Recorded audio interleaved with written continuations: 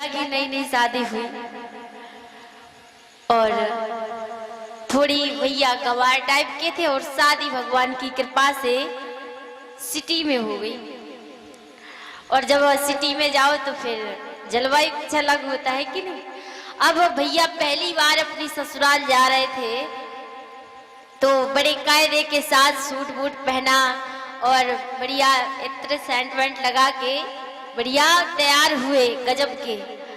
अब कहाँ जा रहे, बोले भैया ससुराल जा रहे हैं। और जब जाने लगे तो मैया ने कहा अच्छे से जाना। और वहां पर पत्नी ने महाराज बड़ी बड़ी बातें बता दी, हमारे पति ऐसे हैं वैसे हैं, बड़े इंटेलिजेंट हैं, बड़े बुद्धिमान हैं। तो वहां की जो सखी सहेलियां थी वो भी इंतजार में बैठी थी महाराज कि कब देखने को मिले। तो अब जब पहली बार किसी सिटी में जा रहे थे भाई साहब, तो वहां पर जैसे ही पहुंचे तो सभी ने बड़ा स्वागत किया, सम्मान किया, लेकिन कंजूस बहुत थे। तो काफी 20-25 किलोमीटर का फर्क था। तो भाई साहब ने 5 रुपए की ऑटो तक नहीं की, पैदल ही यात्रा की, सुबह से लेके शाम को पहुंचे। अब जब पहुंचे तो जितना मेकअप करके गए थे सारा बेकार। अब पैदल चलते चलते कोई जाएगा तो भूख प्यास भी जोर की लगेगी। तो जैसे ही वहां पर पहुंचे तो अब भाई गांव में पूड़ियां बनाते ना हम लोग, जैसे खाना पीना बनाते तो थोड़ा धर देते, ऐसे ही बना के रखते हैं ना।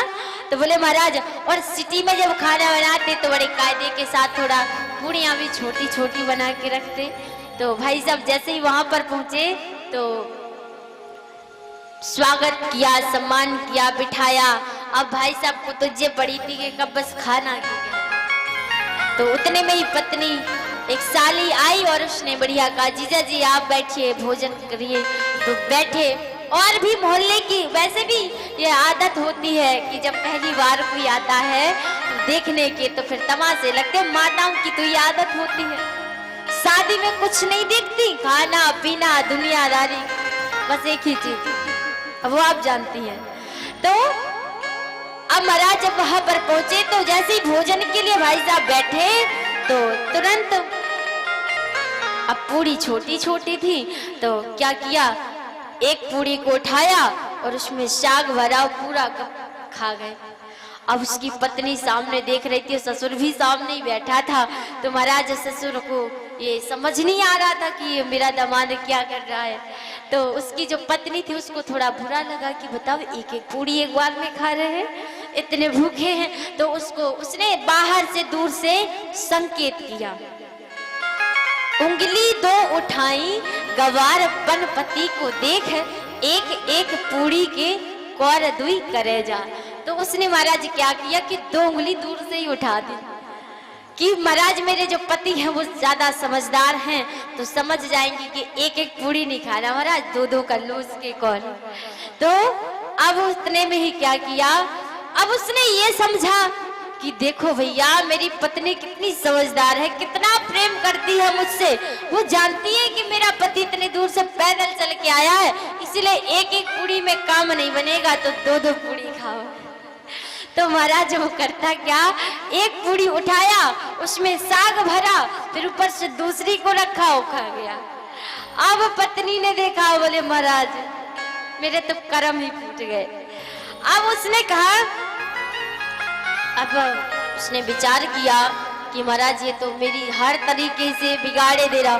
तो उसने दूर से खड़े होकर के कहा कि महाराज ऐसे नहीं खाना चाहिए। भोजन को उसने जैसे ही अपने गुस्से में आके ऐसे माथा पटका तो उसके पति ने सोचा कि मेरी पत्नी ये कह रही है कि आपको बिल्कुल अकल नहीं है खाने पीने, अरे ये भोजन है बड़ी भाग्य से मिलता है, इसलिए आप पहले एक पूरी ले, फिर उसमें साग भरे, फिर दूसरी पूरी रखे, फिर माथे से लगाए, फिर खाए। तब बोले महाराज, अब उसने पहली पूरी उठाई, साग भरा, दूसरी रखी, फिर माथे से लगाया, बड़े भाव से खाया। तो बोले महाराज उसकी पत्नी ने कहा वाह भाई क्या संकेत भी दो तब भी उसे समझ में नहीं आया। तो उसकी पत्नी ने क्रोध किया और चूल्हे के पास गई और चूल्हे से बड़े क्रोध के साथ बोली, बोल उठी चूल्हे से चतुर नार, रोष भरी जैसो जरे आव पहले से वैसे ही तू जरे जा। उसका मतलब ये था कि महाराज तू अब दो मत खा, तू एक खा रहा था वही ठीक था। ये हमारी बिल्कुल बना के रख दी ससुराल में। तो ऐसे कई लोग होते हैं कि संकेत करो तब भी समझ में नहीं आता, पर आप लोग तो पढ़े लिखे हैं। वो तो बेचारा गंवार ठहरा था, पहली बार गया था। आप लोग पढ़े लिखे हैं इसीलिए। और चूंकि पढ़ना लिखना एक अलग विषय है, ये तो संकेत हैं, छोटी छोटी हास्य की बातें हैं। और भागवत कथा कल भी आपको बताया था कि जैसे एक बार भोजन करने से 3 चीजें प्राप्त होती हैं, तुष्टि, पुष्टि, संतुष्टि। वैसे ही भागवत कथा को सुनने से भक्ति, ज्ञान, वैराग्य और त्याग, इनका हमें ज्ञान प्राप्त होता है। इसीलिए हमें बड़े भाव के साथ इस कथा को श्रवण करते हुए, और बार बार जयकारा इसीलिए नहीं लगाया जाता कि आप पर फोर्स किया जाए। यह हमारे हृदय का उद्गार होता है, यह हमारे हृदय का भाव होता है। किसी के कहने पर अगर हमने किया तो फिर क्या किया। इसीलिए एक बार दोनों हाथ उठाएं, बोलिए वृंदावन बिहारी लाल की, श्री राधा रानी सरकार की, श्रीमद् भागवत महापुराण की। श्री सुखदेव जी महाराज ने आगे कथा वर्णन की और श्री राजन परीक्षित जी से कहा कि परीक्षित जी ने कहा, महाराज आप मुझे एक बात बताएं, भगवान के विवाह हुए मथुरा में महाराज जरासंध ने 17 बार आक्रमण किया, फिर जरासंध का क्या हुआ? क्या फिर जरासंध का युद्ध भगवान से नहीं हुआ? तब श्री सुखदेव जी महाराज ने कहा कि राजन आपको मैं ये कथा श्रवण कराता हूँ। भगवान श्री कृष्ण ने महाभारत यानी कि हस्तिनापुर में जाकर के भीम और अर्जुन को साथ लिया, क्योंकि भगवान श्री कृष्ण ये जानते थे कि मैं जरासंध का वध करने में समर्थ नहीं हूं, क्योंकि भगवान कर सकते थे, परंतु भगवान श्री कृष्ण, अर्जुन और भीम साधु का वेश धारण करके मगध पहुंचे और वहां पर जरासंध के राज्य में जब पहुंचे तो भगवान ने ये आदेश दिया कि हम महाराज जरासंध से मिलना चाहते हैं। तब जरासंध आए और जरासंध ने जब उन तीनों साधुओं को देखा और भगवान ने कहा कि हम भिक्षा मांगने आए हैं और भिक्षा में हमें कुछ नहीं चाहिए, हम मल्ल युद्ध करना चाहते हैं। जैसे ही ये बात श्री कृष्ण ने कही तो जरासंध को ये समझते देर नहीं लगी कि ये कृष्ण है। जरासंध समझ गए कि ये कृष्ण है और ये मेरे साथ छल करने आए हैं, लेकिन उसने कहा कि मेरे पास अगर कोई आया है कोई बात को लेकर तो मैं उससे पीछे नहीं हटूंगा। इसीलिए भगवान कृष्ण के साथ में जरासंध युद्ध करने के लिए तैयार हो गए। तब जरासंध ने कहा कि चुनाव मैं करूंगा कि मुझे किसके साथ युद्ध करना है। कृष्ण मेरी बराबरी कर नहीं सकते। अर्जुन गांडीवधारी हैं, इसीलिए मैंने भीम को चुना है, भीम ही मेरे साथ युद्ध कर सकते हैं। जब भगवान गोविंद की ये बात, जरासंध की ये बात सुनी कृष्ण ने, तो भगवान कृष्ण भी इसके लिए तैयार हो गए। प्रातः काल हुआ और बड़ा सुंदर मैदान में मल्ल युद्ध का प्रारंभ हुआ। और जरासंध कोई साधारण तो है नहीं, भीम के अंदर 60,000 हाथियों का बल है। और जरासंध के साथ जब युद्ध प्रारंभ हुआ महाराज, तो जरासंध अपनी दोनों भुजाओं में भीम को ऐसे तोल के फेंक देता मानो कोई छोटा सा पत्थर उठा के फेंक देता। और प्रथम दिन ही भीम की वो दशा हुई कि भीम उठने के योग्य भी नहीं रहे। तब आकर भगवान से कहा कि हे प्रभु आपने मुझे ऐसी जगह जाकर फेंका कि उसके सामने तो मैं कुछ भी नहीं हूं। भगवान ने अपने हाथ का स्पर्श किया और भीम के सारी पीड़ा को हरण कर दिया। अब प्रातः काल दूसरा दिवस आया तो भगवान भीम के साथ फिर से जरासंध युद्ध करने के लिए पहुंचे। और जैसे ही युद्ध प्रारंभ हुआ तो बोले महाराज इस प्रकार से 18 दिनों तक भीम और जरासंध में युद्ध होता रहा, कोई विजयी नहीं होता। तब भगवान ने एक दिन क्या किया, विचार किया तो एक तिनके को उठाया और भगवान कृष्ण ने मध्य से उस तिनके को फाड़ करके दोनों दिशाओं में फेंक दिया। यानी कि प्रभु ने यह संकेत दिया भीम को कि इसको इस प्रकार से नहीं मारा जा सकता। ये गदाधर अवश्य है परंतु इसकी मृत्यु इस प्रकार से नहीं हो सकती। तब भीम ने जरासंध को उठाया और उसको दोनों उसके पैरों को पकड़कर मध्य से विभाजित किया और दोनों दिशाओं में फेंक दिया। कुछ क्षण ही बीते कि महाराज जरासंध फिर से एक हो गए। इस प्रकार से एक बार नहीं अनेक बार भीम ने यह प्रयत्न किया लेकिन जरासंध बार बार जुड़ जाता। जरा प्लस संध यानी कि जिसका शरीर का निर्माण जरा नाम की राक्षसी के द्वारा संधि करने पर हुआ, उस राक्षसी के संधि करने के कारण जरासंध नाम पड़ा उस राजकुमार। ये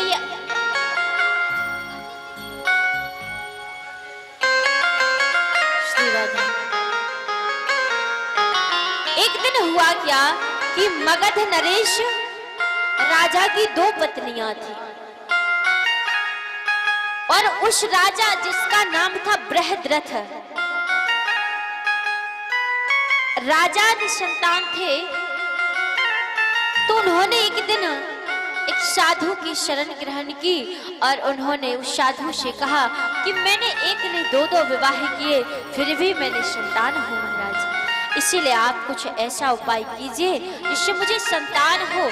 तो उस साधु ने एक फल दिया, वो फल राजा ने आकर अपनी बड़ी रानी को दे दिया। अब बड़ी रानी ने विचार किया कि अगर मैं अकेले फल खा लूंगी तो जो मेरी छोटी बहन है वो बेचारी निसंतान रह जाएगी, इससे अच्छा है कि हम आधा आधा फल खा लें तो दोनों हम संतानवान हो जाएंगी। तो दोनों रानियों ने आधा आधा फल खाया और उस फल के प्रभाव से महाराज संतान भी हुई तो 2 भागों में विभाजित हुई, आधा उस रानी आधा उस रानी। अब जब इस प्रकार के बालक हुए तो दोनों रानी घबरा गईं कि कहीं ऐसा तो नहीं कि हमारे कोख से कोई राक्षस पैदा हुआ है।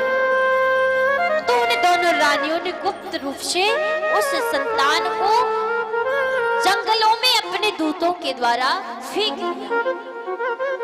अब जब उस बालक को भूमि पर फेंक दिया तो वो बालक रोने लगे। अब एक भाग इस तरफ पड़ा हुआ था, एक भाग इस तरफ पड़ा हुआ था। उसी समय हंसती हुई खेलती हुई उस मार्ग से एक जरा नाम की राक्षसी वहां से गुजरी।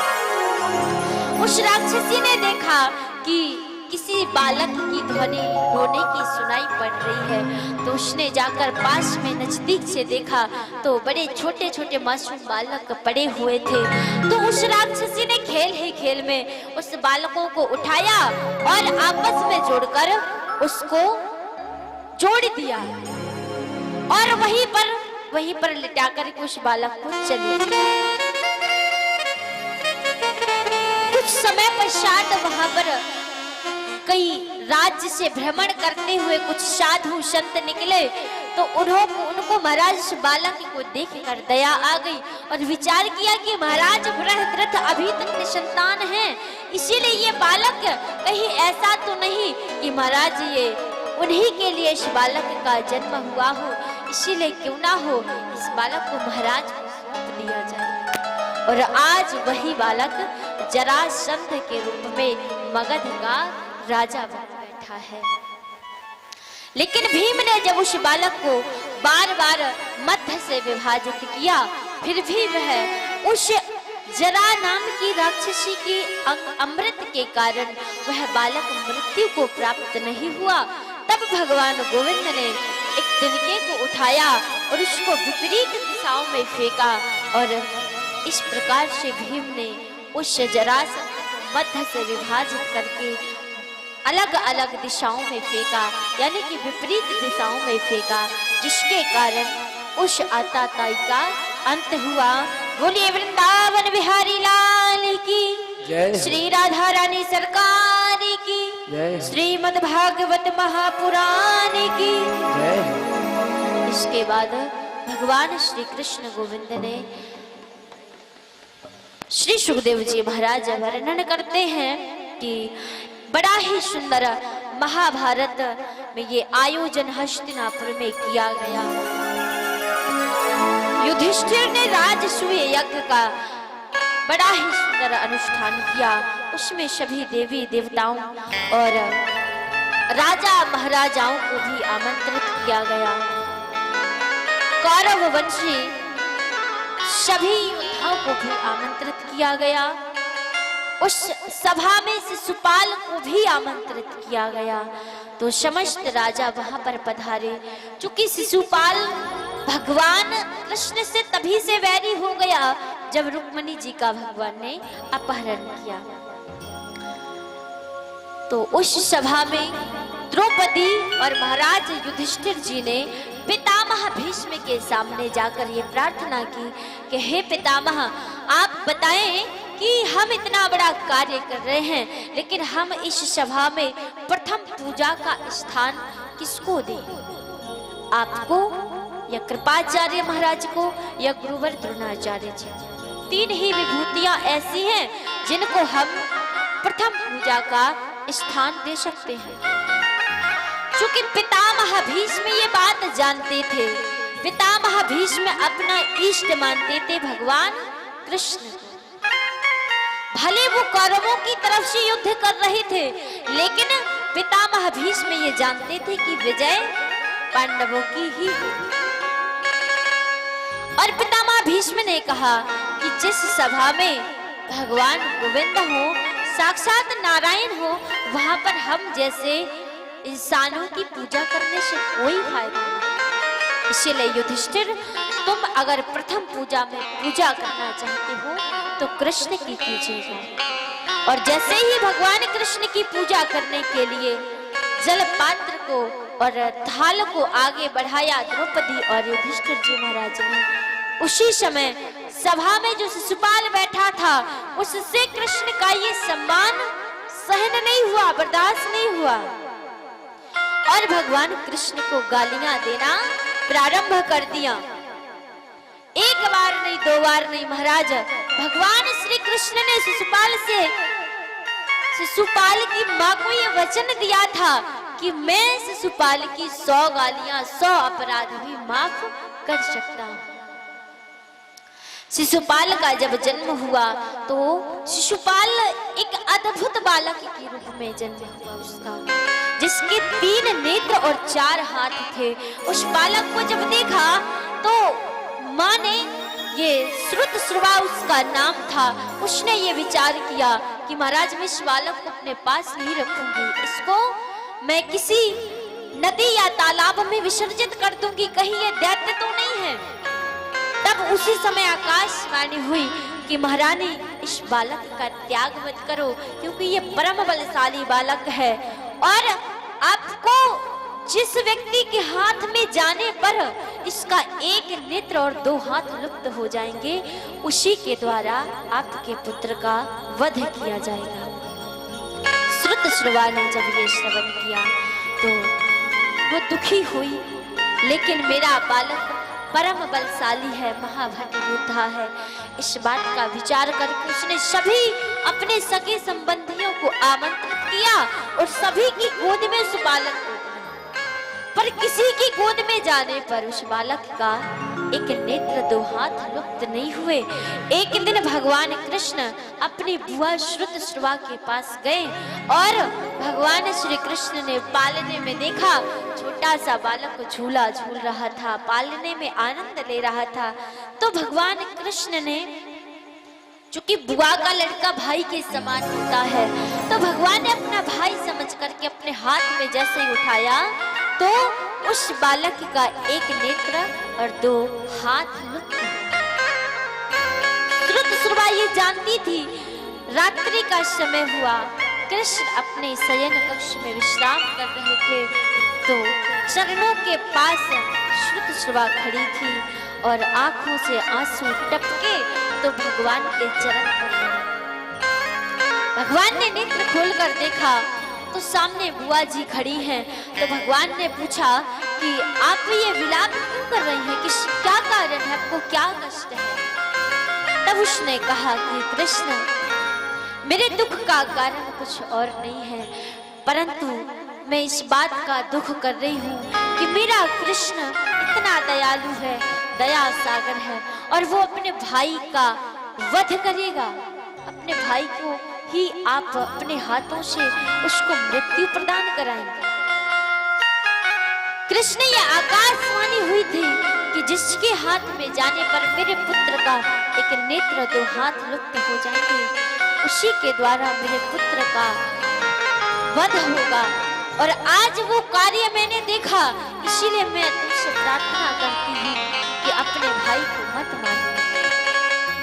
तब भगवान ने कहा कि बुआ, मैं आपको वचन देता हूँ, मैं एक अपराध नहीं, दो अपराध नहीं, मैं इस शिशुपाल के 100 अपराधों को माफ कर दूंगा, तब भी मैं कुछ नहीं कहूंगा। लेकिन अगर 100 से ज्यादा अपराध होंगे तो बुआ, मैं इसको छोड़ने पर, मैं मारने पर मजबूर हो जाऊंगा। और आज शिशुपाल ने सारी हदें पार कर दी। ये रण छोड़ है, ये बीच युद्ध से भाग जाता है, ये माखन चोर है, ये स्त्रियों को छेड़ता है, ये स्त्रियों की चोरी भी करता है, जाने कितना असभ्य भाषण किया और 100 गालियां दी। और जब 100 से 1, 2, 3 और भी ज्यादा बोली, तब भगवान श्री कृष्ण ने अपने सुदर्शन चक्र को ये आदेश दिया और भगवान श्री कृष्ण ने कहा, शीश उतारा चक्र से धरन गिरा सुपाल, ज्योति समाई कृष्ण में गगन गई तत्काल। इस प्रकार से भगवान ने उस आताताई का भी अंत किया। बोलिए वृंदावन बिहारी लाल की, राधा रानी सरकार की, श्रीमद् भागवत महापुराण की जय हो। और अब हम और आप सभी लोग बड़ी ही सुंदर ऐसी कथा में प्रवेश करेंगे जो भक्त और भगवान उमरिया सारी, ये सारा जीवन ग्रह कारज नाना जंजाला। जो गृह कार्य है ना महाराज, वो तो नाना प्रकार के हैं, इसीलिए जरा सा भगवान का भी ध्यान कर लीजिए। जरा एक बार वृंदावन धाम के दर्शन कर लीजिए। तो आइए बड़े भाव से बोले, हो मेरी बीती उमरिया सारी, हो मेरी बीती उमरिया सारी, बुला लो जय हो,